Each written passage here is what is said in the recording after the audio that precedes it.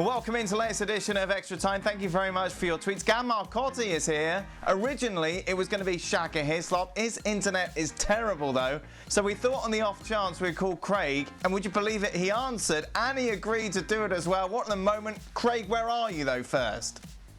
I'm sitting in, well, I'm in my car because this is a steering wheel. You can't see it. I know you can't see it. But I'm sat in the golf club car park because I did, as you know, we did the show a little bit earlier, hence the way I'm dressed with the golf top on, by the way. We did the show a little bit earlier, and I thought I would nip out for a cheeky 9 holes. Now, I've just seen Steve Nicol walking past.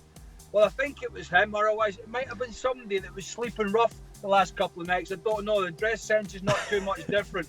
But I think it was Nicol that walked past. So he's my playing partner. We're waiting in Ali Moreno. I'm at the golf club car park in my car. Okay. Let's get on with this then, shall we? Craig, your thoughts on the possibility of Premier League games being played in a centralised location? No, I don't foresee how that's going to make a huge deal of difference. To be honest, I think there's either safety issues or there's not. There still has to be gatherings of a lot of people. So I think it's either safe to go ahead or it's not. Gab, what do you think?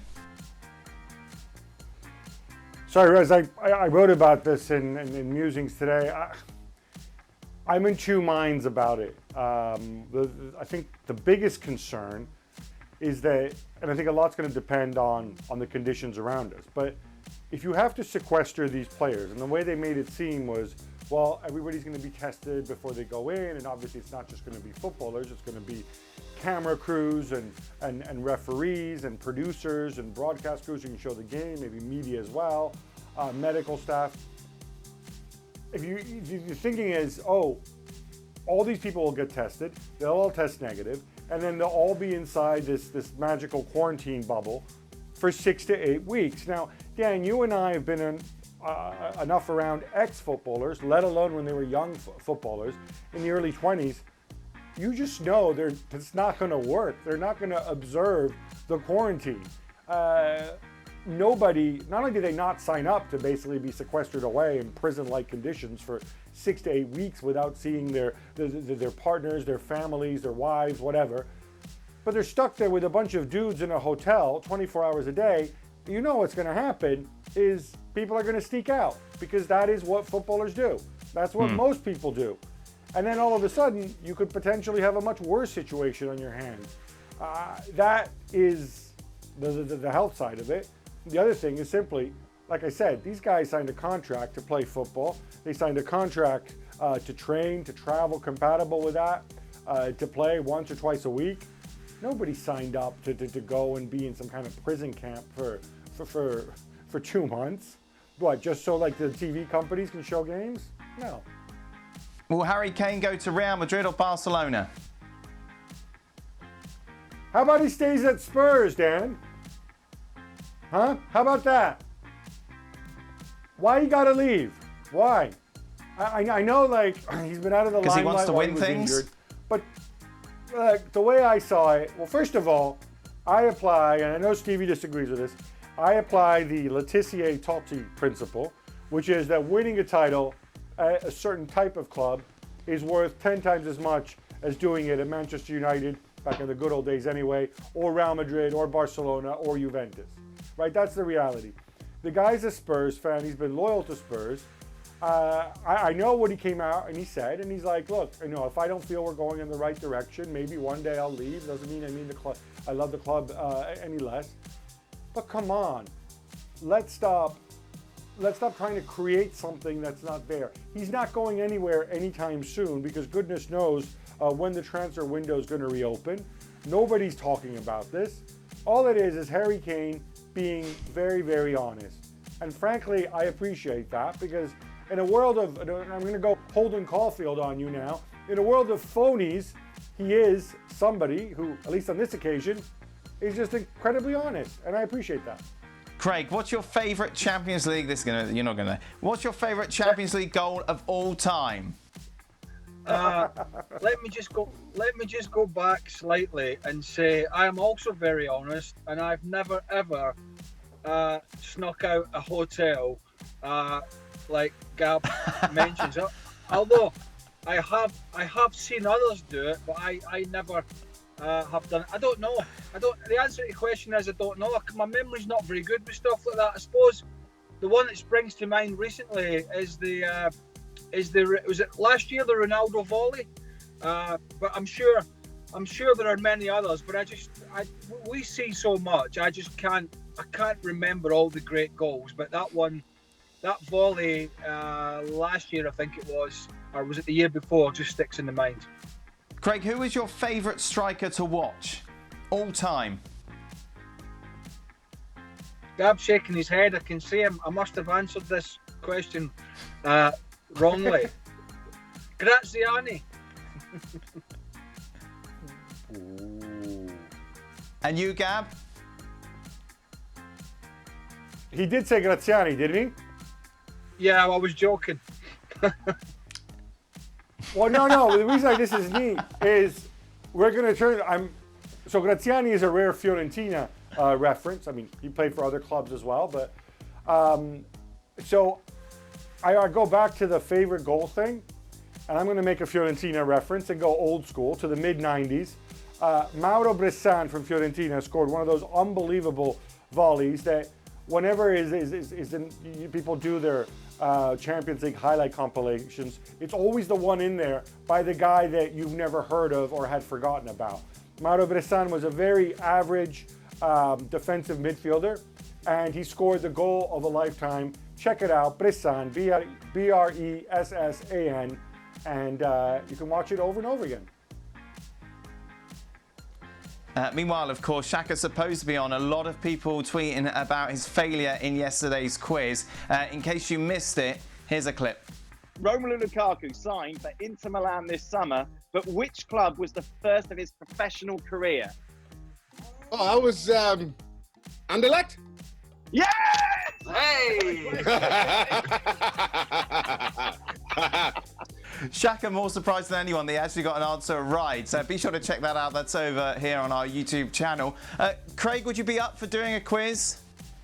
Yeah, tomorrow. Give me a bit more notice. Obviously, when I'm not in the car, just about to go and play golf. So, yeah, give me a bit. I'm up I've for anything. heard. You know Meanwhile, Gab, it's supposed to be you and Jules on Thursday. I think they're going to record it, but you're backing. You're not going to do it. I heard you were scared. I'm not scared. I simply haven't answered yet. I received several emails. Julien Laurent said you were asking me to do hesitant it. because you kept forgetting things. No. Listen. That's not true. Jules already replied on my behalf. You know, we're a unit. We're like a married couple. We're a domestic partnership at this point via the podcast. So I really have no choice. I have to say that Jules is a bit of a nerd when it comes to these things, and he goes and he swats up on everything. So I don't think I'll do particularly well because, let's face it, I've seen more football than he has, and so I've forgotten more stuff. Growing up, Craig, which footballer did you want to be? I've just seen. Hey, I've got to stop you there. I've just seen Ali Moreno walking past. You know how I said to you, Stevie's not dressed too well. I've just seen Moreno walking past, and he's got an aluminous jacket on. I think he's been out working on the roads trying to earn some extra money at the moment. But what the hell? I tell you what, it's worse than the headphones that he's been wearing for this show. A yellow bright jersey he's just put. Oh my God, how's he been let out the house with that on? Good grief. Somebody wants to have a word with his missus. What was the question? Growing up, which footballer did you want to be? Oh, I can see it. I can see it on the screen. Do you know, a footballer that I admired as a youngster was somebody that I got the chance to actually work under. Not that I wanted to be him, but Glenn Hoddle was in the 80s was such a graceful player that I kind of always, you know, whenever you saw any clips, you saw a lot of what Glenn could do technically. And my battery's gone. Oh, 1 second. And I got the chance to play with Glenn and work under him, and he was always somebody that I kind of looked up to as a player. Last couple of questions. They're both for Shaka, so you can answer them on his behalf, Craig. If Shaka never became a goalie, would he have been a fox in the box like Ruud van Nistelrooy, or more like a Swiss Army knife like Thierry Henry? If Shaka, a fox in the box like Ruud van Nistelrooy, or a Swiss Army knife like Thierry Henry, he would have been. Think about the laziest striker you could find. Maybe Gab knows one that would be described as a lazy striker. That would have been Hislop. That would have been Shaq. He would have done as little as possible and wanted to have taken all the glory. That's what I would say. Gab, the laziest striker that you know or have known? Laziest striker, like doesn't put himself about at all. I mean, there is sort of the stereotype of the aging guy who just kind of walks around, demands the ball. I'll give you a guy who's not aging, who's actually quite young, and scores a ton of goals, and is in many ways like that at a young age, and that's Mauro Icardi. Phenomenal striker, scores a lot of goals, needs a ton of service, but especially when you watch him in person, you kind of realize that he's just not one of those movement or pressing oriented guys at all. At all. He doesn't sit there hands on hips, doesn't quite do that yet, but he kind of behaves the way you expect your 35-year-old multiple Ballon d'Or winning striker to act. And he hasn't done any of that. So I think Icardi's definitely somebody who stands out, at least among the elite. That's it then. We're done. Craig, thank you very much. Hey, I went and got my golf hat on as well. It's like a fashion show. It's like, you know, it's absolutely I know you can't see it, but I've got this most fantastic golf hat now, and we're ready to go. I've got two guys. I can see them about 200 yards away on the practice range. There's Ali Moreno with the jacket that's luminous. Where the hell he's got that, I don't know. And next to him, got a man wearing very baggy trousers, a scruffy old hat, a woolen jumper that you would cut your hand on if you rubbed against it, and they're ready to go golfing. Yes, that's Steve Mickle and Ali Moreno, and this is me, your friendly pundit from the car park. I'll do it. Just phone up and ask, and I'll do the show. We can do it from the car, we can do it from the house, we can do it from the golf course. It's up to you. You make the call, I'll do the show. Can I go now? Well, what happened to you this weekend? Craig Burley, thank you very much. Thanks to Gab Marcotti as well. Just a reminder, ESPN FC back on your screens tomorrow. Who knows where Craig will be joining us from?